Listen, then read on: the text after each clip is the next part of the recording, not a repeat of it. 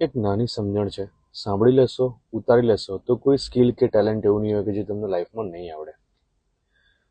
જ્યારે પણ તમને કોઈ કંઈ નવી વસ્તુ શીખવાનું કહે છે, સે ફોર એક્ઝામ્પલ તમને કહે છે કે તમને ડ્રાઇવિંગ આવડે છે કે નથી આવડતું, તો એક એક્સપેક્ટેડ આન્સર એવો મળશે કે ભાઈ મને નથી આવડતું. અને એક બીજો એવો આન્સર પણ છે કે મેં હજી સુધી આ કર્યું નથી. હવે તમે જ વિચારો, આ બે આન્સરમાંથી તમને કયા આન્સરમાં એવું લાગે છે કે ભાઈ આ કરી લેશે? એ છે કે ભાઈ મેં હજી સુધી કર્યું નથી, ના કે મને નથી આવડતું. એક હોય છે કે મને નથી આવડતું, મને ડર લાગે છે, હું કરી શકીશ કે નહીં કરી શકું. એના કમ્પેરિઝનમાં આ આન્સર બહુ સરસ છે કે મેં હજી સુધી કર્યું નથી, મતલબ કે મારી પોસિબિલિટીઝ ઓપન છે આ વસ્તુ કરવા માટેની.